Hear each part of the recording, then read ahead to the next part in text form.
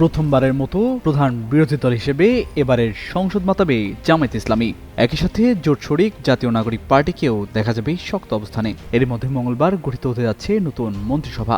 দেশের ইতিহাসে দ্বিতীয়বারের মতো এবার ছায়া মন্ত্রিসভা গঠনের পথে জামায়াত এনসিপি জোট।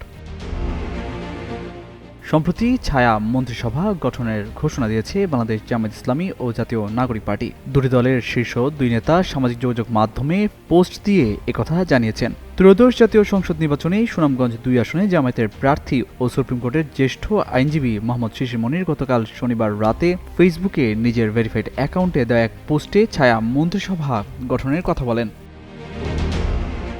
রোববার 10:16 দেওয়া এক পোস্টে জাতীয় নাগরিক পার্টির মুখপাত্র আসিফ মাহমুদ সজীব ভূঁইয়া ছায়া মন্ত্রিসভা গঠনের প্রস্তুতির কথা জানান। এক পোস্টে তিনি লিখেন, ছায়া মন্ত্রিসভা গঠনের প্রস্তুতি নিচ্ছে এনসিপি। স্বচ্ছতা ও জবাবদিহিতা নিশ্চিত এবং সার্বিক কার্যক্রমে ওয়াচডগ হিসেবে কাজ করবে ছায়া মন্ত্রিসভা। বিসওয়াক্স আর ভিটামিন ই সমৃদ্ধ স্কোয়ারের ময়শ্চারাইজিং মেরি লিপ কেয়ার। এবার হাসুন প্রাণ খুলে। সংসদীয় গণতন্ত্রে ছায়া মন্ত্রিসভা হল বিরোধী দলের গঠিত একটি বিকল্প কাঠামো যা ক্ষমতাসীন সরকারের সমান্তরালে কাজ করে। এই মন্ত্রিসভার কাজ হল সরকারের কার্যক্রম পর্যবেক্ষণ, ভুল ত্রুটি ধরিয়ে দেওয়া এবং বিকল্প নীতি প্রস্তাব করা। এছাড়া এটি সরকারকে নিয়মিত জবাবদিহির মধ্যে রাখে। এ ধরনের মন্ত্রিসভা সাধারণত যুক্তরাজ্য, কানাডা, অস্ট্রেলিয়া ও নিউজিল্যান্ডে দেখা যায়।